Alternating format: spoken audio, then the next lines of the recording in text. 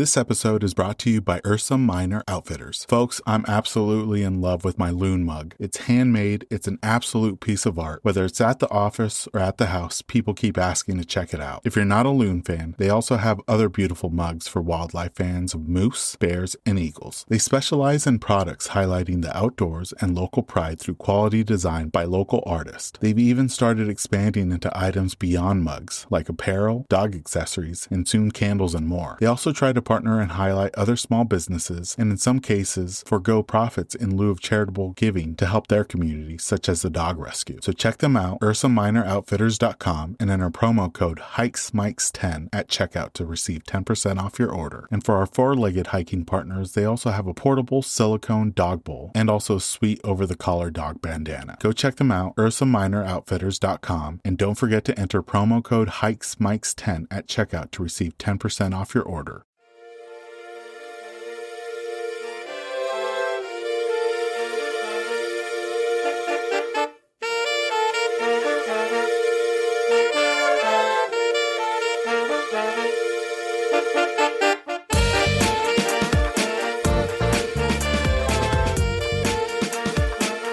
Welcome, everyone, to the latest episode of the Hikes and Mikes podcast. I'm your host, Ivan, and I'm excited to share this new season of the podcast with you. With both fall and winter arriving in the Pacific Northwest, it's time to store the mobile recording studio. This season, we'll be switching things up and interviewing some of my favorite hikers that I follow on Instagram virtually. We're following a similar format to season 1, where the first part of the episode focuses on the guest and their hiking adventures, and we're still going to end each episode with a speed round of this or that questions, all related to hiking. We're switching things up on today's episode. After signing up for the 52 Hike Challenge at the start of 2023 and learning that urban hiking can be a part of the challenge, I knew I wanted to have a guest on the podcast that has a love for travel and has put down some serious steps on their adventures. That's how I came across Kristen at Kick Travels on Instagram. Kristen has a passion for travel, and she shares on this episode some of her amazing travel experiences. We learn about her first international trip that helped her catch the travel bug, visiting crystal caves in Bermuda, and some of the amazing places she hiked in Iceland. Without further ado, let's jump into this episode with our guest, Kristen.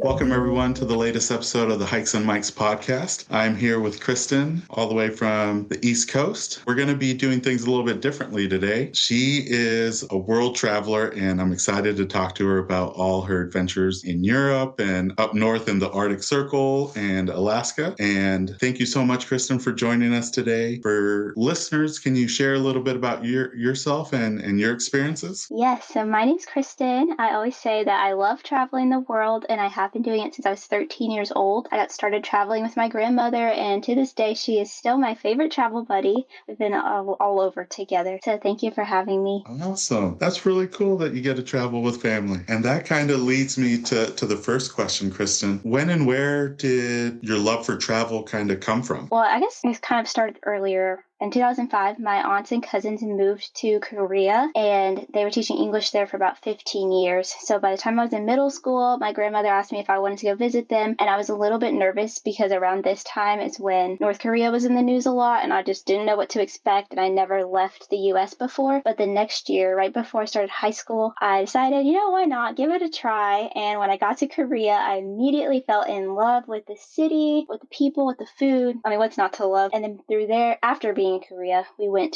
to Japan, and by the time I got to Japan, I was crying when it was time to leave because I did not want to come back to the U.S. And I asked my grandma, where are we going next year? And she's like, oh, okay, I guess I'll find something. And that's just what we've been doing ever since. Nice. So that's what caught the travel bug. So for a lot of listeners, I feel that either if it's solo traveling or even traveling abroad, there is a little bit of anxiety to that, especially if you're planning it yourself. What tips or advice would you have for somebody that's interested in going abroad for the first time to help them kind of get over their anxiety? I would say nowadays information is just so available that the more research you do, the better you'll probably feel and the better prepared you'll be when you travel. Of course, the best way to learn is just to do it, and you'll know for next time what to do and what not to do. But if you want to ease anxiety, I think following people who are interested in the same things you're interested in so that you know what to pack or how to plan your itinerary or where to eat, where to stay is definitely very helpful. Well, that kind of leads me to my next question. You've been able to find some really amazing deals on round trip travel to some of your destinations. How do you approach your travel research, and what kind of tips would you have for listeners to help them find the best deals? I definitely have just watched what my grandmother does and emulated growing up. So she always used credit card points to travel. And I'm definitely not an expert at this, but I know that the deals are out there if you shop around. That's probably the easiest way for us to travel. And for me, I've been fortunate to have friends and family all over the world. So as far as lodging, it saves you a lot of money and you can kind of see a more local perspective when you go places instead of just the typical tourist, take all your money, travel. I really like that. So just finding deals. I know I've been to Germany a couple times for like $5 because of credit card points, or Hawaii for $11, and you just can't beat it.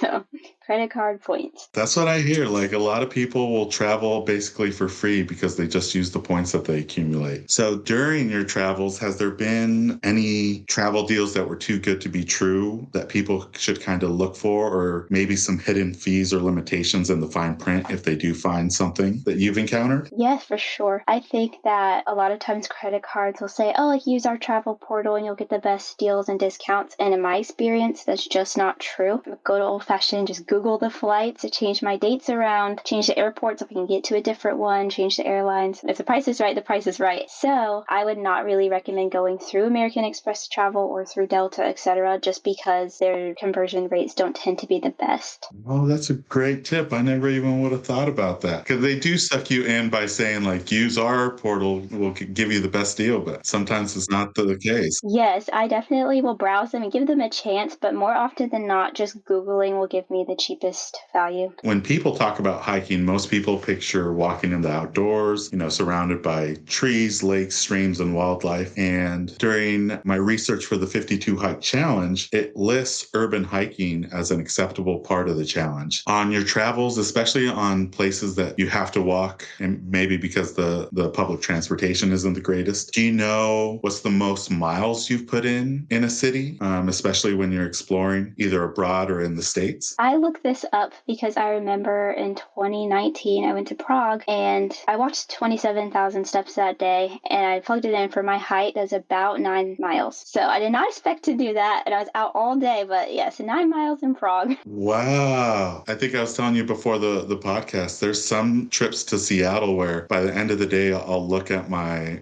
steps or my counts and I'm like, how did I walk 8 or 9 miles in the city? And you don't feel it, especially when you're sightseeing. I did not. I felt it the next day, but I didn't feel it the first day.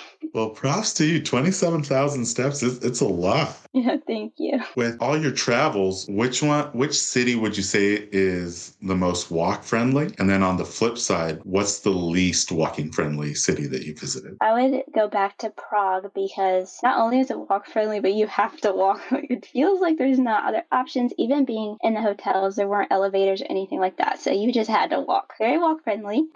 And then being in the Pacific Northwest, I really like that I felt like it was bike friendly, walk friendly, car friendly. Whereas where I'm from in the South, it tends to not be walking friendly at all. It's just suited for cars, highways, etc. And then I think about even in summer, it just gets so hot that most people probably don't feel like walking anyway. I know I don't. So I really like mild climates like the Pacific Northwest for walking too. Okay. I've only visited like Atlanta a few times, and it's always been in the summer. And the humidity in the South is like a whole other level. I could do the 120 in Phoenix, but like 90 with 90% humidity in the South, that just depletes you. Yes, even I went through a road trip through Oregon last summer, and I went through the desert part, so it was pretty dry. I was sitting in the car and had on a hoodie and like bike shorts because I just left Bellingham where it was a little bit cooler. Sitting in the car, I was like, wow, it's a little bit hot. Like I'm kind of hot, and I checked my phone and it's 100 and something degrees. And I was thinking, like, if I was at home in North Carolina and it was 100 something degrees, I would feel it. with the humidity.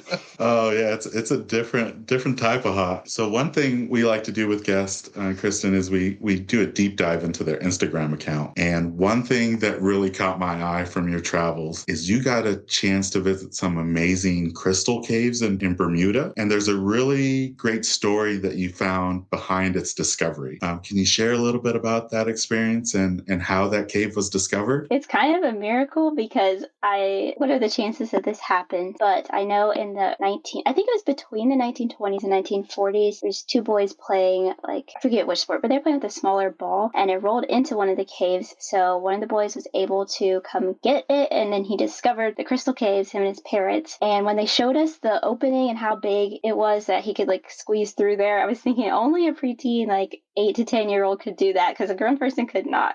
Oh wow. They probably definitely expanded it, right? The opening and They did. They opened it for adults, and I know that back in the day, like 1900s, people were able to go take parts of the rocks, and of course you cannot do that today. But they opened it, they put lights in it, and it's really pretty. nice. And is it a pretty deep cave where, you're walking great distances, or is it a shorter loop? I would say it's not. You do walk on a steady, like it's a pretty steep incline on the way down and up, but it's not that wide inside. And is it like when I picture of crystals, it's, like those white crystals that are columns. Is that kind of what you experienced there? Yes, I'd say it's like a beige colored rock. They're all about the same color. And I like that you can look down. The water's super blue. You can look down into it and there's no like aquatic life at all because there's no sun, but it's just the most beautiful color. And there's crystals coming out of the water. There's crystals coming down from the top. And then sometimes they form together if it's been a long enough time. Oh, that's neat. I'll have to add that to the list and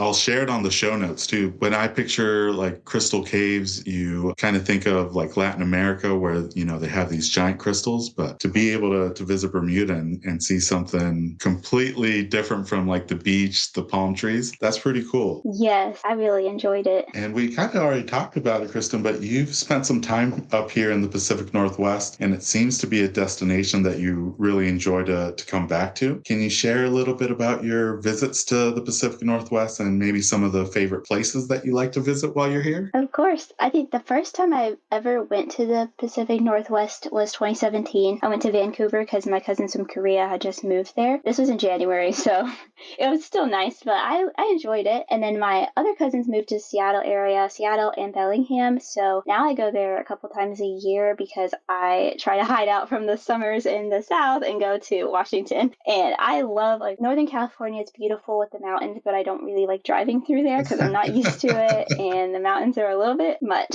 But driving through Oregon, I love. And Washington is my absolute favorite state in the U.S. So I just like to go out there and spend the summers. Yeah, it's the best. And are you visiting still both Bellingham and Seattle? Yes. Every time I come, I will typically be in Vancouver, Bellingham, and Seattle. What are some of your favorite locations that you like to hit up while you're here? Well, I spend a lot of time just doing whatever my aunt wants to do, and she's in her 70s. So it'll be like thrift stores, and sometimes we went to Whidbey Island this summer, and that was beautiful. Nice. Yeah, I recently went to Victoria, BC for the first time, but it was at night. It was still really pretty, but I just like to explore like a new city I haven't been to before, or a smaller town in the area. And with my younger cousins, we go to Seattle and just hang out. And when you visit Seattle, have you hit up, the mainstays, Pike's Place, the Space Needle? Yes, of course. What's your favorite food from the Pacific Northwest that every time you come, you have to get some? The restaurant in Pike's Place, I forget, is it Athena's? Is that the name? There's a restaurant, any seafood really, but I really like that restaurant. And every time I go, one time I left my leftovers there and I'll never forget it. But every time I go, I tend to eat at that restaurant. Other than that, because my family is from Louisiana, my aunt will still make a lot of like Cajun food. So that's what I tend to eat. Have you ever had a chance to visit Toulouse Petite in Seattle? No. No? Okay. Next time you come to Seattle, put that on your list. And I want to see if it's legit because it's supposed to be Cajun New Orleans style fare. Mm-hmm. but I've never been to New Orleans, so I don't know how to compare it. Okay, I'll write that down. It's maybe like 3 blocks from the Space Needle. Really cool little spot. So one thing that really caught my eye on your content, Kristen, is I believe it was last year, but you were able to make it up to Alaska, and you actually got a chance to visit Glacier National Park. Can you share a little bit about that experience and how was it visiting the national park up there? Yes, I went to Alaska on a cruise with my grandmother and uncle, and Glacier National Park was absolutely beautiful. I don't even know how to describe it, but just seeing that much ice, it blows your mind. However, it was foggy on the day I went, so I would like to know what it looks like when it's completely clear. It was still beautiful and I still recommend going. As far as Alaska, I was really surprised about the weather because being September, I just thought it would be a lot colder than it was. And I had my coat on, zipped up, fur on my head. I never needed my boots. And then I got there, I had to take everything off, and then the wind would blow and I had to put it back on. It just changed so much throughout the day. You know, in the morning, it might feel like you're in Alaska, and then in the afternoon, it seems like you're further down south. Yes, I felt like I was just back home. I've never been on a cruise, and there's been some hesitation because you've probably already heard the news about, getting stuck on a cruise ship or people getting sick. So it's always been like, I want to do it, but there's always that hesitation. Everyone says do the Alaska cruise first because that's what's going to get you hooked. Would you say that's been one of your top 5 cruises? I think it's one of my top 5 simply because I haven't been on more than 5, but I don't think it was my favorite. I liked Mediterranean cruise for me because the food is delicious. The views are beautiful. Can be Italy, Greece, Croatia, Slovenia, all those places. And my second favorite has definitely been Baltic Sea cruise. So going to Finland, Denmark, Russia, all of those countries. That's probably my number 2. And on the Alaska cruise ship, Kristen, were you able to see the Northern Lights any of the nights? I was not able to see the Northern Lights on the Alaska cruise, but I did see them a month later in Iceland. So we'll definitely talk about your Iceland trip here coming up, but you mentioned the Mediterranean cruise is your favorite because of the food, amongst other things. So this is a pretty fun question. If you had a teleportation device and you had the ability to teleport to any place in the world to have your lunch today or dinner, where would you go? Honestly, if you just drew a circle around the Mediterranean and put me anywhere in there, I would be happy. It doesn't even have to be that accurate. Stick me in Morocco, stick me in Greece. I don't care. I'd be happy. Is there a favorite dish that you like there? I know you probably have a lot. If it has lamb in it, I'm going to eat it. Yeah. Oh, okay. You're a fan of lamb. Awesome. Yes, the best. One of the big hesitations, I think people, they feel more comfortable traveling domestically. It's the abroad trips that kind of add another level of anxiety to people. Do you have any tips for listeners that are considering to do a trip abroad? Because I think you maybe experienced it, and I think a lot of people experience it, but there's always, 1 or 2 folks that will say, are you sure you want to go there? I heard it's not safe. Have you ever had an experience where it seemed like it was maybe a dangerous situation when you traveled? Yes, I would say 2. One of them is definitely more lighthearted, but both were in Germany. Sometimes, and this is not uncommon at all, but just being in a city and you're around and there's a bunch of drunk people, like you don't really know where you're going because you're not from there. They're rowdy, and it's like, especially if you don't speak their language, just be mindful of where you are and make sure other people know where you are. I will say this was in 2019, I think, but I was in Germany with my grandma and my uncle, and we're on a metro. I got off and the doors closed right behind me and they couldn't get off and they went to the next train station. So I decided, okay, I'll sit here and wait for them to come back. Yeah. I was like, they left me in Germany. But I was like, let me sit here. I sat there with my headphones in really quietly, just minding my business. And then I hear someone say, oh, she looks like she's got money. And I start praying instantly, I'm going to have to fight them. And I turn around. Thank God it was my uncle. But for the moment, oh my goodness. I was like, my blood just rushed through the roof. I'm going to have to fight somebody. I'm not from here. Oh, did you ever get your uncle back for that one? No, I did not. But I'll tell you, I was never the first person off or on a train again. Oh, man. Well, props to you for being aware enough to stay there because, a lot of people might think oh, I don't know if they're going to come back to me. Maybe I should go to them. But I'm glad it worked out, but oh man, that would have got my blood boiling too. I would think the same thing, like I'm going to have to fight someone. Yeah. And then there's other situations where I've never felt unsafe, but in Japan on our tour, like the tour guide even said, if you're late for the bus, like we will leave you. And I know they took us to a Japanese garden. We had lunch. It was amazing, but my grandmother and I could not figure out how to get out of the garden. It felt like a labyrinth. And we made it in time, but we did end up leaving somebody else. So just know where you are if you can. Good to know. Yeah, there's probably some countries that are pretty strict on their takeoff time. So good to know. And there's some places, like in Japan, that's not the worst place to get left, but there's definitely places you don't want to be left. So when it comes to your pack list for your trips, what would you consider to be the most valuable piece of gear that you take? It's definitely my headphones, because plane rides can be long. Sometimes you just want to be to yourself. Sometimes I don't even play anything. I just like it to dampen the noise. So headphones that have a good battery, that last a long time, those are essential. Perfect. With so many people traveling nowadays, you see all these different types of gadgets for travelers. Has there ever been a piece of gear that you bought thinking like, oh, this is going to make my trips way better, and then it kind of fell short of its expectations? I didn't buy these, but my school gave them to me in a raffle. It was packing cubes, and people seem to rave about packing cubes, and I just don't get it because I don't want to unzip everything twice to get to what I need. So. Oh, I haven't seen them. So are they like compartment cubes that you put your stuff in? Mm-hmm. Which I guess could be helpful, but I guess I pack and I put like clothes on one side, everything else on the other, and I know like where my wires are and stuff, but some people might put like undergarments in one cube or toiletries in another, and I guess because I already have the bags for that stuff, maybe that's why I don't like it, but I don't feel like packing cubes are very revolutionary. Yeah, it kind of adds more work to it. You're unzipping your luggage and then you have to unzip the packing cube. Okay. Yeah, it's not Good for to me. know. Yeah, I'm not the most organized packer though. Oh, so that kind of brings me a question. Are you a roller or a folder when it comes to your packing? Because I've heard both things. Like some people will roll their clothes and then others will just fold.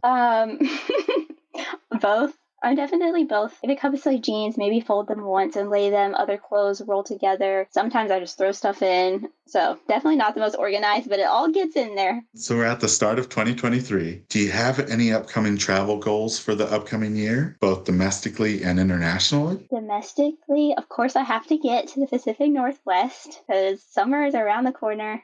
And I don't want to be here. But internationally, I actually don't have any plans for the moment. Australia is always somewhere in the ranks, but it never quite seems like a good time to go. And my family's been talking about Costa Rica, so maybe. But I'm just going to go where the wind blows, and if there's a deal, I'll take it.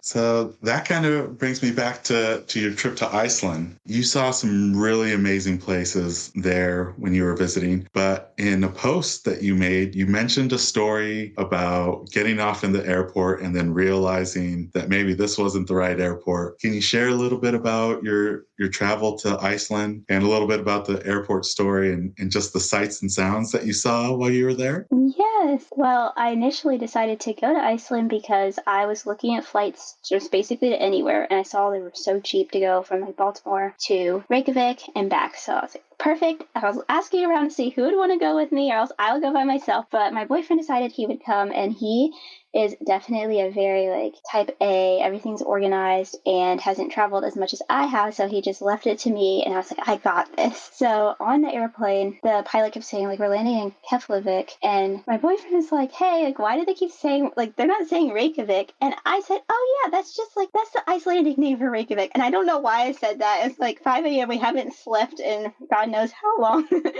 I don't know why I said that, because obviously Reykjavik is the Icelandic name for Reykjavik. But we landed, and I'm like, I thought we could walk to our airport, is only 3 miles, and we had backpacks, so I was like, no big deal. I pull up the directions on Apple Maps, and it says that the hotel's a 5-hour walk from the airport. I was like, that's not right. Like that. No, it said 11-hour walk. So that's not right. And I look at the map, and I'm like, we are not in Reykjavik. My bad.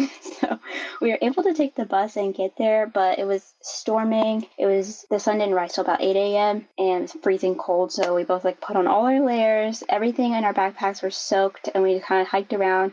And of course, I forgot to pack an adapter. So just a lot of what not to do. But I did make a video about this on my YouTube channel because I thought because so many people seem to relate and that they've done the same thing, I was like, wow, it's not just me. But as far as sites and activities in Iceland, I was amazed that there's just so many different types of natural landscapes within 2 hours of the city. There's mountains, volcanoes, waterfalls, lagoons. You just don't see that in the U.S. in such a small area. And one of your posts is you got to visit the lava fields from a volcano that just recently erupted, right? It was erupting this summer, and this is why I say I did go hiking, because on the website it did say it would be an intermediate hike, but most of the tours we did with the same company had a lot of older people, so I thought, like, okay, maybe like intermediate for older people.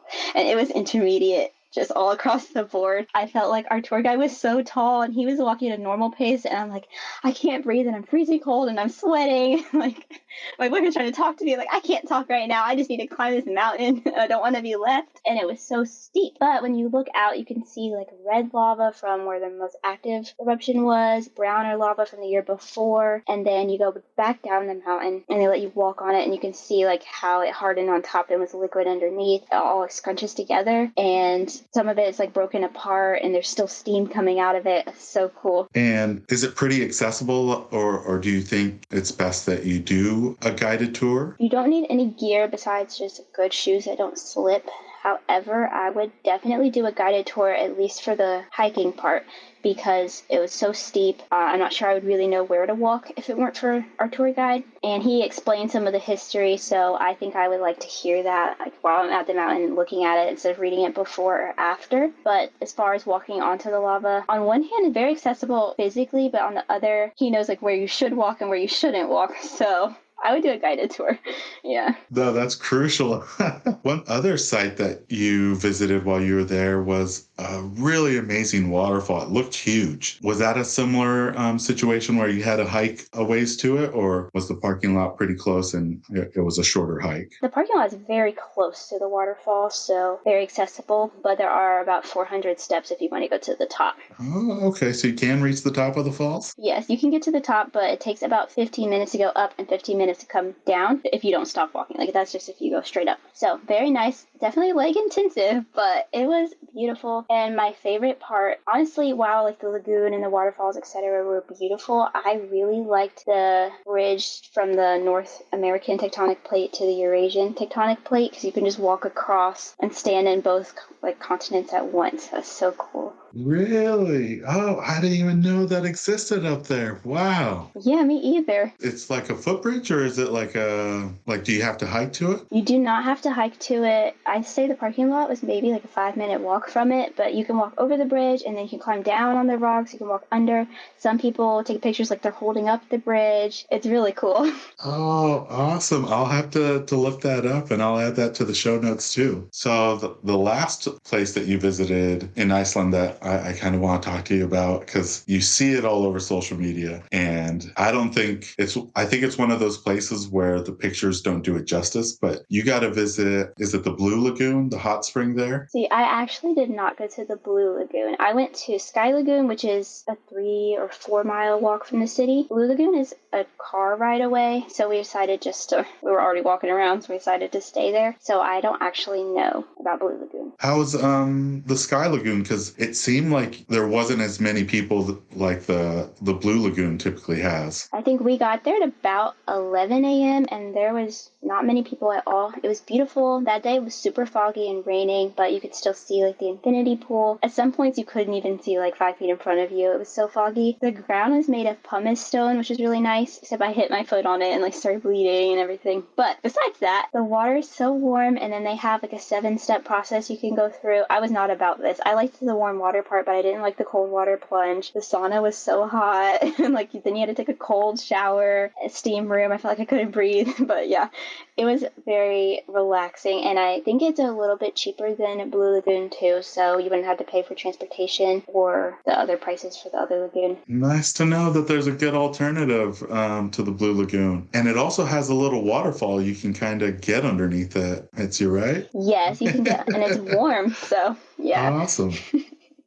My last question for you, Kristen, before we get into the this or that question is, out of all your travels and destinations that you visited, is there a place that you enjoy to hike around when you're visiting? Yes, there definitely are plenty of places I enjoy to hike around, but the answer changes depending on what you're looking for. Because I would say being in Tahiti, our walking like to and from the Black Sand Beach was maybe like 3 miles each way, and the people were so friendly. Like you could just buy mangoes from people or eat them on your walk on the way there. I loved that, but for just the sake of natural beauty and landscape, I would say it was Iceland. Because you can do so many things in just such a short, I mean, it's not the biggest country, but it's such a short radius. And what season did you end up visiting Iceland? Was that our summer here in the States, or? It was October, so it was our fall, still their fall. It was the very beginning. Well, I guess September is technically the beginning of the Northern Light season, but still toward the beginning because I went October 5th. It was mid-October, actually. Yeah.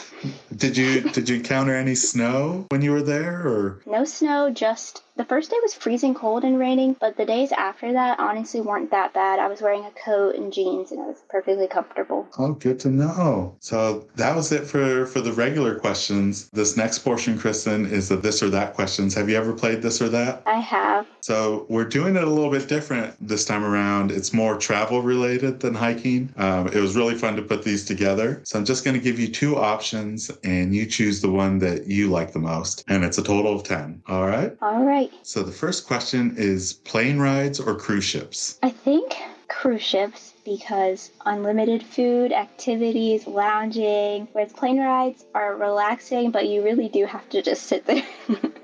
Okay, so how about plane rides or train rides? I like train rides for the views again, but plane rides are a lot faster, and in my experience, the only time I've taken I've taken trains in Europe, but in the US at least, they're not the most reliable with timing. And how about road trips or flying? Definitely a flyer because I don't mind road trips, but I don't like driving on road trips, so I'm gonna have to go with flying on that one. And when it comes to flying, how about red eyes or early morning flights? It depends on the price. I can get down with either.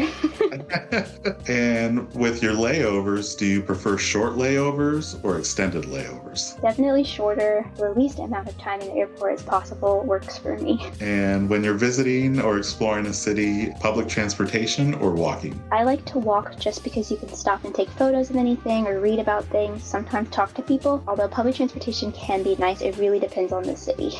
But I think walking overall. And this one's a fun one. Have you had a Korean hot dog before during your visits? Actually, I have not. And my cousins one of my cousins is like born and raised in Korea, but I have not had one. And people keep talking about it, so now it's on my radar. Even in Seattle, they keep talking about it. And, I think I might have said hot dog, but Korean corn dog is what's really been popular. I think it's potato-based batter instead of like your traditional U.S. batter that's kind of sweet and cornmeal. So how about waterfalls or city fountains? Definitely waterfalls because they're just natural and beautiful. City fountains, it's like beautiful on purpose, but natural waterfalls don't know they're beautiful. You know what I'm saying? I like that. Yeah. And then for your accommodations, Airbnbs or hotels? I like the reliability and kind of what you see is what you get of hotels, because with Airbnbs, you just sometimes get surprised in a bad way. And I think hotels are more straightforward with their fees, so I'm going to go with hotels. And then the last one, Kristen, do you prefer sunsets or sunrises? I like being up early, however, I think you can't beat the sunset lasts longer, and I love the pink and purple in the sky where the sunrise, like you blink and you miss it, so I'm gonna have to go with sunset, but I truly like both. Oh, and since you're from the East Coast, this was on a recent podcast. We were debating who has the best sunsets, and me and the guest kind of shared that Arizona has some pretty spectacular sunsets, but for someone like yourself that has seen a sunset in especially Washington and seen sunrises on the East Coast, do you have a preference out of the two? Do you prefer a West Coast sunset or an East Coast sunrise? I think it depends on the time of the year, because I don't like East Coast sunrises in the summer because there's always bugs. But in Washington in the summer, I love that the sun sets at like 9 p.m. That's nice because it never sets that late here. Well, yeah, sometimes it does, but here it's a little bit earlier. So I think I'll go with sunsets in the west and sunrises in the winter in the east. Got it. Okay. Good to know. Well, thank you so much, Kristen, for doing these questions. For our listeners who want to check out your content, where's the best places they can find you and follow you? Yes, I am at Kick Travels on Instagram and YouTube. Awesome. Oh, well, thank you so much, Kristen, for joining us today on this latest episode of the Hikes and Mikes podcast. Really appreciate it. Thank you for having me. This was fun. Thank you once again to Kristen for joining us on this episode of the Hikes and Mikes podcast. Be sure to follow Kristen on both Instagram and YouTube at Kick Travels to keep up with her latest adventures.